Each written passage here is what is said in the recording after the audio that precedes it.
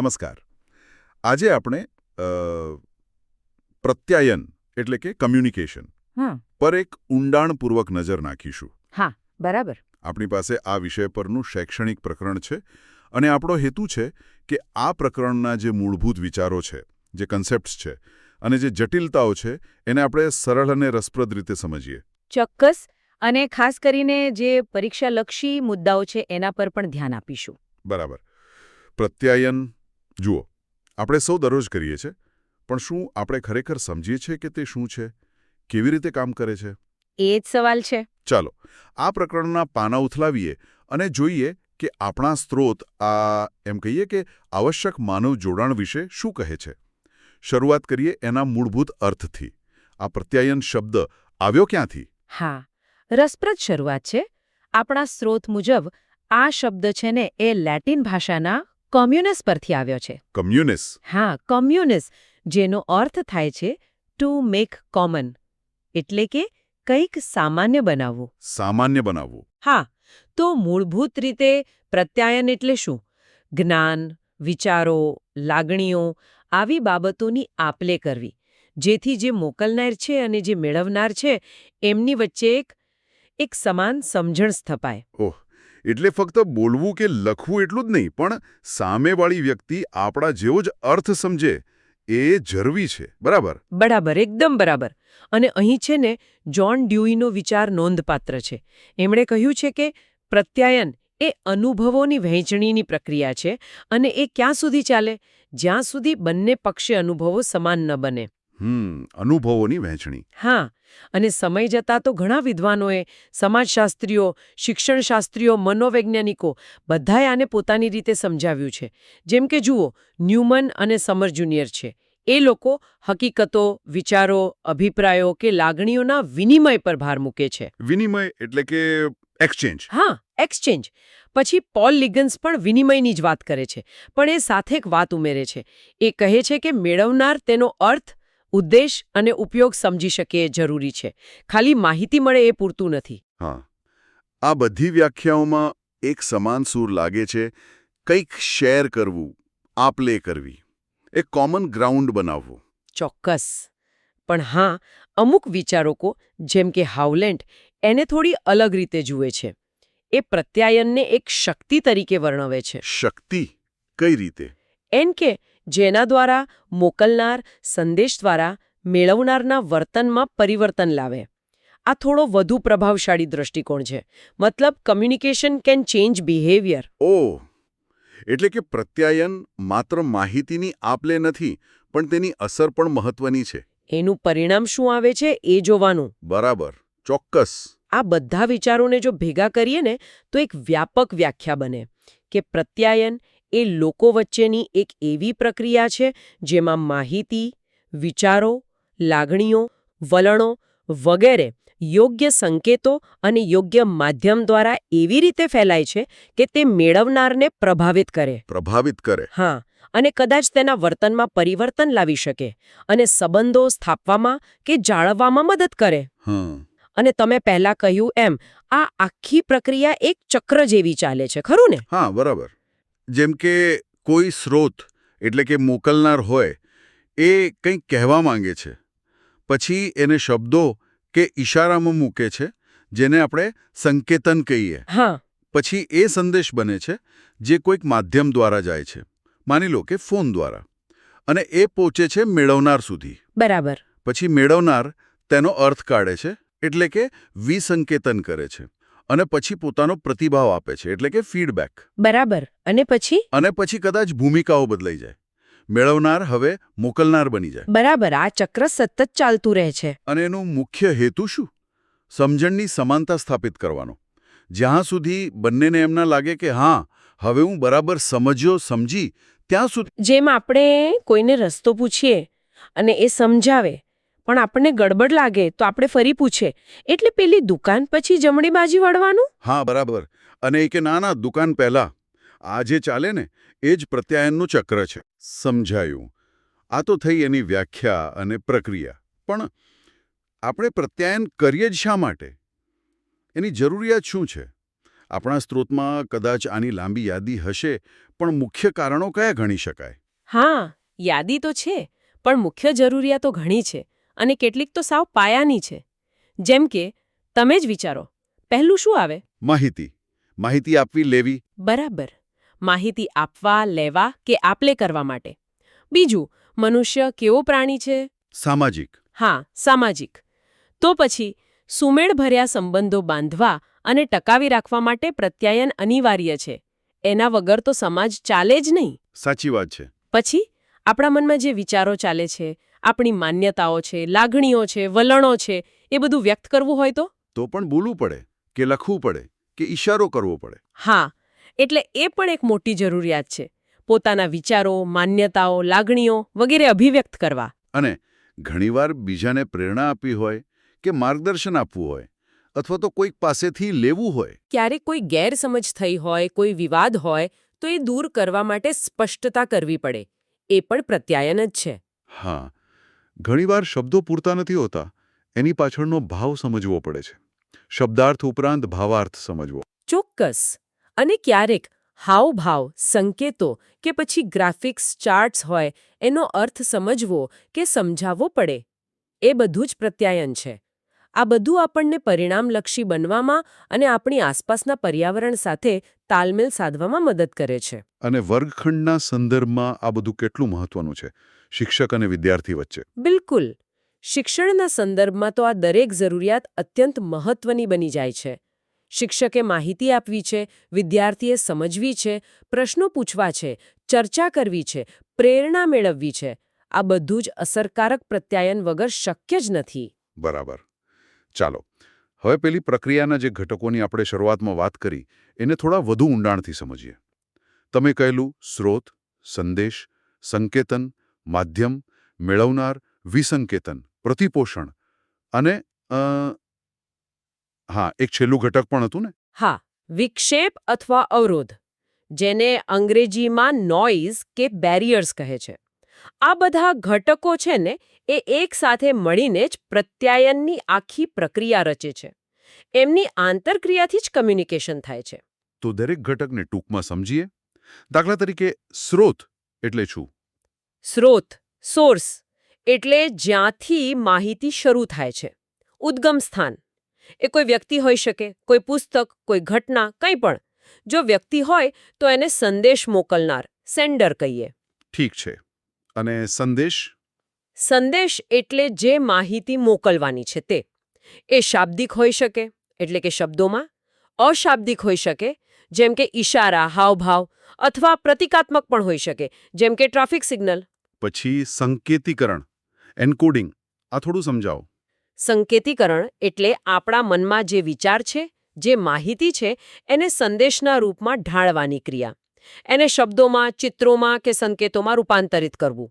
જેમ કે મારે તમને કહેવું છે કે મને ભૂખ લાગી છે, તો હું એ શબ્દો પસંદ કરું છું. એ થયું સંકેતીકરણ. આ મારી આવડત, જ્ઞાન, સંસ્કૃતિ પર આધાર રાખે. સમજાયો. પછી એ સંદેશ જાય માધ્યમ દ્વારા. હા, માધ્યમ એટલે સંદેશ વહનનો માર્ગ. એ લેખિત હોઈ શકે, મૌખિક હોઈ શકે, શાબ્દિક, અશાબ્દિક, ફોન, ઈમેલ, પત્ર, રૂબરૂ વાતચીત, ટીવી, રેડિયો, પુસ્તકો, આ બધા માધ્યમો છે. અને યોગ્ય માધ્યમની પસંદગી ખૂબ જરૂરી છે સફળતા માટે. અને સંદેશ પહોંચે છે મુકામ અથવા તો સંદેશ મેળવનાર પાસે. બરાબર. જેના માટે સંદેશ મોકલવામાં આવ્યા છે તે. હવે એનું કામ શરૂ થાય. એટલે કે વિસંકેતીકરણ.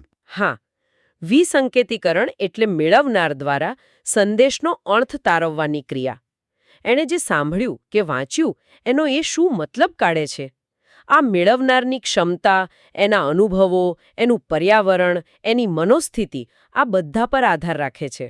અને પછી આવે પ્રતિપોષણ. ખૂબ જ મહત્વનું ઘટક. પ્રતિપોષણ એટલે મેળવનારનો સંદેશ પ્રત્યેનો પ્રતિભાવ, જે પાછો સ્રોતને મળે છે. એ હકારાત્મક હોઈ શકે, નકારાત્મક હોઈ શકે, શાબ્દિક કે અશાબ્દિક પણ હોઈ શકે. જેમ કે તમે મને કંઈ કહો ને હું માથું હલાવીને સંમતિ આપું, એ અશાબ્દિક પ્રતિપોષણ છે. આનાથી જ પ્રત્યાયન દ્વિમાર્ગી બને છે. અને છેલ્લું ઘટક જે મુશ્કેલી ઊભી કરે છે, વિક્ષેપ, અવરોધ, નોઇઝ બેરિયર્સ.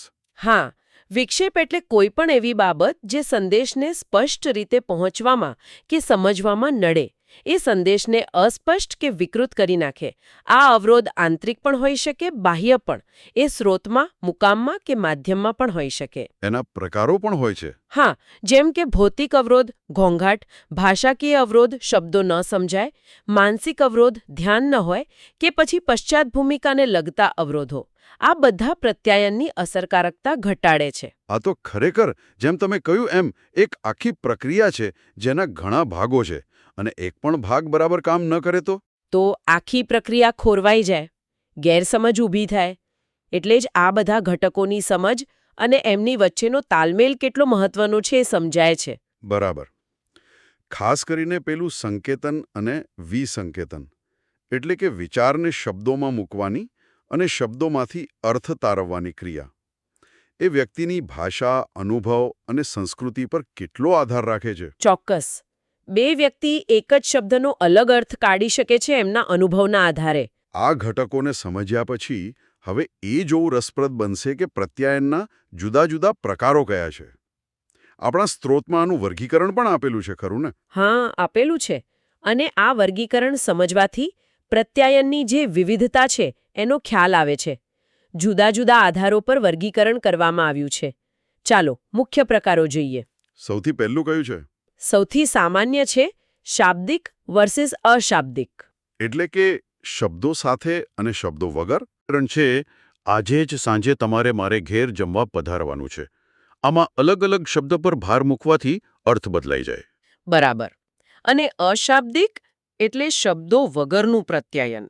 આમાં શું આવે?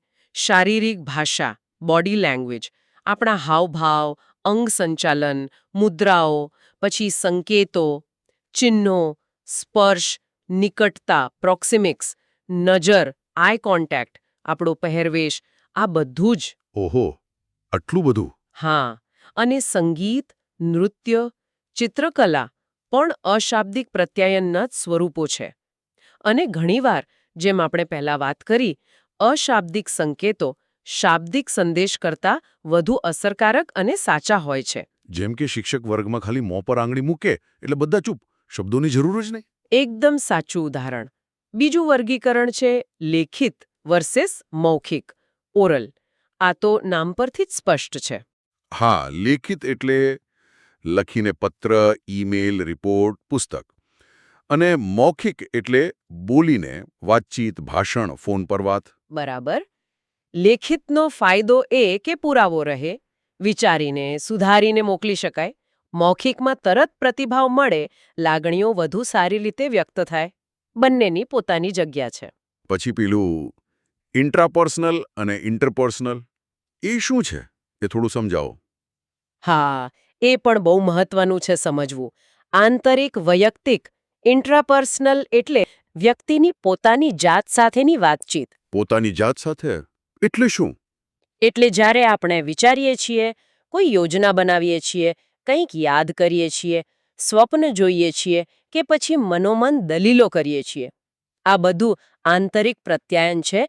એ આપણા મનની અંદર ચાલે છે.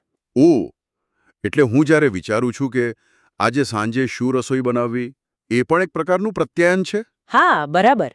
અને એ બીજા બધા પ્રત્યાયનનો આધાર છે.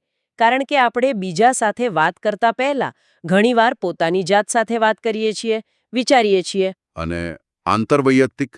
આંતરવૈયક્તિક એટલે બે કે તેથી વધુ વ્યક્તિઓ વચ્ચે થતી માહિતીની આપ-લે, જે આપણે સામાન્ય રીતે વાતચીત કે સંવાદ કહીએ છીએ તે. આ પ્રત્યક્ષ પણ હોઈ શકે, એટલે કે રૂબરૂ, અથવા અપ્રત્યક્ષ પણ હોઈ શકે, જેમ કે પત્ર, ફોન, ચેટ દ્વારા. સમજાયું. આંતરિક એટલે અંદર, આંતર એટલે બેની વચ્ચે. બરાબર. આ સિવાય ખાસ કરીને સંસ્થાઓ કે ઓફિસોના સંદર્ભમાં બીજા પ્રકારો પણ છે, જેમ કે અધોગામી, ડાઉનવર્ડ અને ઉર્ધ્વગામી. અપવર્ડ અને ડાઉનવર્ડ. હા, અધોગામી એટલે ઉચ્ચ હોદ્દા પરથી નિમ્ન હોદ્દા તરફ જતું પ્રત્યાયન, જેમ કે મેનેજર એના કર્મચારીને કોઈ સૂચના આપે, કોઈ નોટિસ બોર્ડ પર લાગે, બોસ ભાષણ આપે. અને ઉર્ધ્વગામી? એનાથી ઉલટું, નિમ્ન હોદ્દા પરથી ઉચ્ચ હોદ્દા તરફ, કર્મચારીએ એના મેનેજરને કોઈ રજૂઆત કરે, કોઈ ફરિયાદ હોય, અરજી આપે અથવા તો કામદારો હડતાલ કરે, એ પણ એક પ્રકારનું ઊર્ધ્વગામી પ્રત્યાયન છે. રસપ્રદ. અને પછી જૂથ અને સમૂહ. હા, એ સંખ્યાના આધારે છે. જૂથ પ્રત્યાયન એટલે 2 થી વધુ વ્યક્તિઓ કોઈ ચોક્કસ હેતુ માટે ભેગા મળીને ચર્ચા કરે. અહીં સંખ્યા પ્રમાણમાં નાની હોય છે, જેમ કે મીટિંગ, પ્રેસ કોન્ફરન્સ, વર્ગખંડમાં થતી ચર્ચા. અને સમૂહ પ્રત્યાયન. સમૂહ એટલે ખૂબ મોટા સમુદાયને અસર કરે કે સંબોધન કરવામાં આવે. જેમ કે કોઈ નેતા જાહેર સભાને સંબોધે અથવા ટીવી, રેડિયો, અખબાર જેવા માધ્યમો દ્વારા જે સંદેશો પહોંચાડાય છે, એ સમૂહ પ્રત્યાયન છે. અહીં મેળવનારનો સમુદાય વિશાળ અને અજાણ્યો હોય છે. અને છેલ્લે એકમાર્ગી અને દ્વિમાર્ગી એ પણ હતું ને? હા, એકમાર્ગી પ્રત્યાયનમાં માહિતી મોટે ભાગે ફક્ત એક જ દિશામાં જાય છે. મોકલનાર સક્રિય હોય, પણ મેળવનાર મોટે ભાગે નિષ્ક્રિય હોય છે. પ્રતિપોષણની તક બહુ ઓછી અથવા નહીવત હોય છે. જેમ કે રેડિયો સાંભળવો કે પછી ક્લાસમાં લેક્ચર ચાલતું હોય. બરાબર. વ્યાખ્યાન, ઉપદેશ, રેડિયો પ્રસારણ આ બધા એકમાર્ગીના ઉદાહરણ છે. જ્યારે દ્વિમાર્ગી ટુ વે પ્રત્યાયનમાં બંને પક્ષ સક્રિય હોય છે.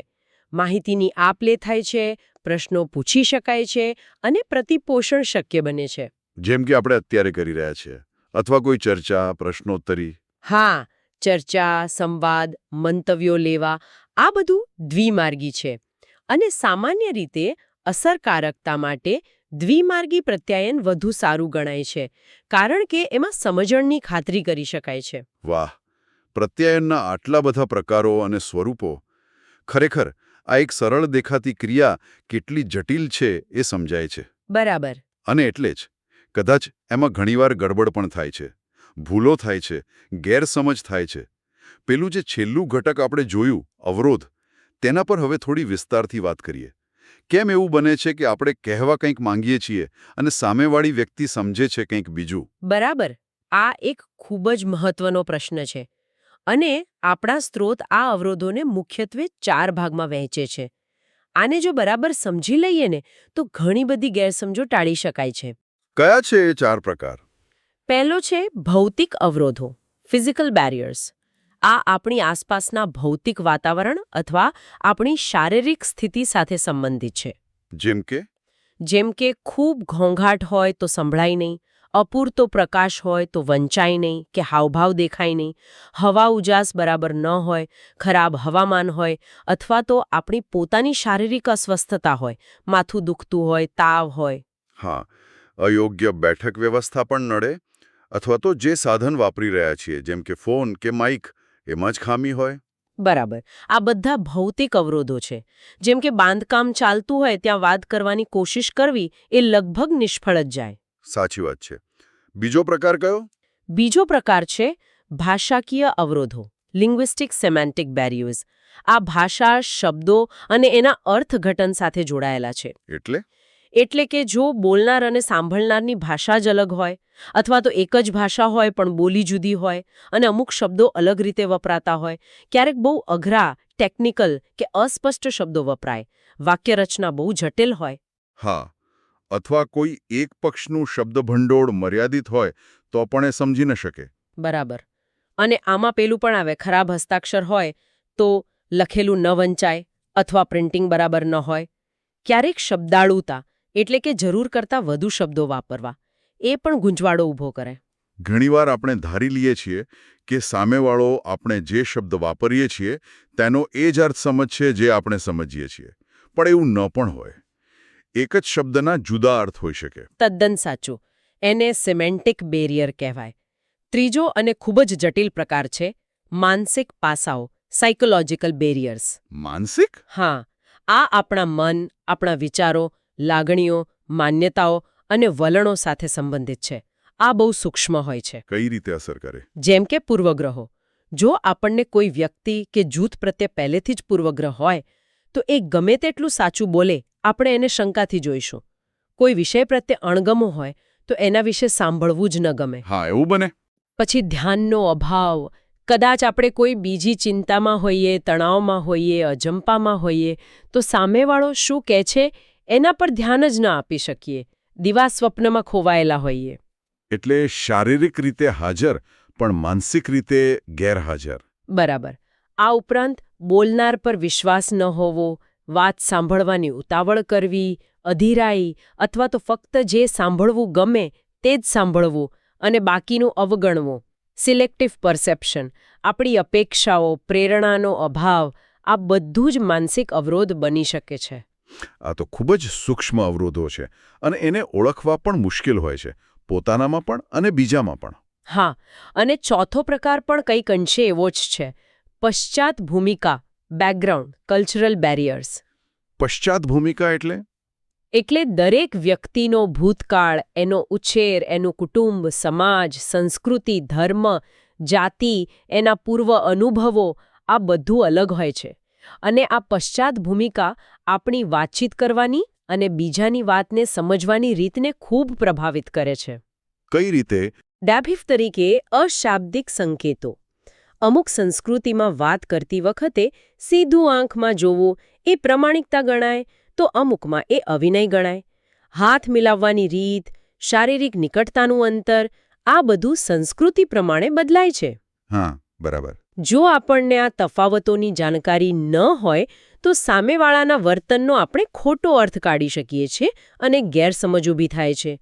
મૂલ્યો, માન્યતાઓ, રીત-રિવાજો, આ બધું જ પ્રત્યાયનને અસર કરે છે. એટલે સફળ પ્રત્યાયન માટે માત્ર શબ્દો પર ધ્યાન આપવું પૂરતું નથી, પણ આ બધા જ સંભવિત અવરોધો, ભૌતિક, ભાષાકીય, માનસિક અને સાંસ્કૃતિક, એના પ્રત્યે પણ સજાગ રહેવું પડે. બરાબર. તો જો આપણે ટૂંકમાં યાદી બનાવી હોય કે પ્રત્યાયન નિષ્ફળ જવાના સામાન્ય કારણો કયા છે, તો શું કહી શકીએ, જેમાંથી કદાચ MCQ પણ બની શકે? હા, સ્ત્રોતના આધારે કેટલાક મુખ્ય કારણો ગણાવી શકાય. 1. હેતુની અસ્પષ્ટતા. શું કહેવું છે, શા માટે કહેવું છે, એ જ સ્પષ્ટ ન હોય. 2. સ્પષ્ટતાનો અભાવ. ભાષા સરળ ન હોય, વિચારો ગૂંચવાયેલા હોય, પૂર્વગ્રહો. 4. ભાષા કે સંસ્કૃતિના તફાવત અથવા તો ભાષા કૌશલ્યો જ નબળા હોય. બરાબર. 5.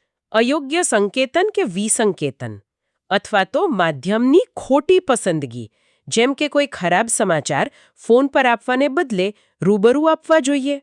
6. અયોગ્ય સ્થળ, સમય કે સમયગાળો, ખોટા સમયે વાત કરવી. હા, એ પણ બને. 7. પ્રતિપોષણનો અભાવ અથવા પ્રતિપોષણ મળે પણ એને ધ્યાનમાં ન લેવું. અને 8. સાંભળનાર કે મેળવનારમાં અભિરુચિ, એકાગ્રતા કે સક્રિયતાનો અભાવ, એને રસ જ ન હોય. આ બધા કારણો જોતા એ વાત સ્પષ્ટ થાય છે કે માત્ર બોલવું, ટોકિંગ, એ જ પ્રત્યાયન, કમ્યુનિકેશન નથી. એ બહુ અલગ વસ્તુઓ છે. બરાબર. પ્રત્યાયન એક હેતુપૂર્ણ, દ્વિમાર્ગી પ્રક્રિયા છે જેમાં સમજણનું નિર્માણ થાય છે. ખાલી બોલ્યા રાખવું એ પ્રત્યાયન નથી. અને આ અવરોધો અને નિષ્ફળતાના કારણોને સમજવાથી જ આપણે વધુ સારા પ્રત્યાયનકર્તા બની શકીએ છીએ. ચોક્કસ. પછી તે વર્ગખંડ હોય, ઘર હોય, મિત્રો સાથે હોય કે પછી કાર્યસ્થળ હોય, દરેક જગ્યાએ આ સમજ ઉપયોગી છે. તો આ આખી ચર્ચાનો સાર શું નીકળે છે? આપણે જોયું કે પ્રત્યાયન એ માત્ર શબ્દોની આપ-લે નથી. ના, બિલકુલ નહીં. એ એક જટિલ પ્રક્રિયા છે, જેમાં ઘણા બધા ઘટકો છે, એના ઘણા પ્રકારો છે અને એમાં ઘણા સંભવિત અવરોધો પણ આવી શકે છે. બરાબર. અને આ જટિલતાને સમજવી, ખાસ કરીને પ્રત્યાયનના ઘટકો કેવી રીતે કામ કરે છે અને કયા અવરોધો ક્યાં નડી શકે છે એ જાણવું, એ અસરકારક સંદેશાવ્યવહાર માટે અત્યંત જરૂરી છે. ખાસ કરીને શિક્ષકો માટે. હા, શિક્ષકો માટે તો આ સમજ પાયારૂપ છે, કારણ કે તેમના કામનો આધાર જ પ્રત્યાયન છે. એના વગર વિદ્યાર્થીઓ સુધી જ્ઞાન પહોંચાડવું, એમની સમજ વિકસાવવી, એમને પ્રેરિત કરવા, આ બધું મુશ્કેલ બની જાય છે. સ્પષ્ટ છે કે પ્રત્યાયન કૌશલ્ય એ જીવનના દરેક ક્ષેત્રમાં સફળતા માટે એમ કહી શકાય કે ચાવીરૂપ છે. હા, અને અહીં એક વિચારવા જેવો મુદ્દો છે, જે આપણા સ્ત્રોતની આ ચર્ચામાંથી ઉભરી આવે છે. કયો મુદ્દો? આપણે જોયું કે માનસિક અવરોધો અને ખાસ કરીને પશ્ચાત ભૂમિકાના તફાવતો, એટલે કે જુદી જુદી સંસ્કૃતિ અને અનુભવો, એ ઘણીવાર ગેરસમજ પેદા કરે છે. બરાબર? હા, બરાબર. તો જ્યારે આપણે એવા લોકો સાથે વાતચીત કરતા હોઈએ, જેમની પૃષ્ઠભૂમિ, જેમના અનુભવો કે જેમનું દૃષ્ટિકોણ આપણાથી ખૂબ જ અલગ હોય, ત્યારે આપણે તેમના પ્રત્યે સહાનુભૂતિ કેવી રીતે કેળવી શકીએ? એમની જગ્યાએ આપણી જાતને મૂકીને કેવી રીતે વિચારી શકીએ? સારો પ્રશ્ન છે. અને વધુ મહત્વનું, આવી પરિસ્થિતિમાં ગેરસમજ ટાળવા અને અસરકારક સંવાદ સાધવા માટે આપણે આપણી પોતાની પ્રત્યાયન શૈલીને તેમની જરૂરિયાત મુજબ કેવી રીતે અનુકૂળ બનાવી શકીએ? શું આપણે આપણી ભાષા, આપણા ઉદાહરણો, આપણી શારીરિક ભાષા બદલી શકીએ? ખરેખર આ તો ખૂબ જ ઊંડો અને પ્રેક્ટિકલ સવાલ છે.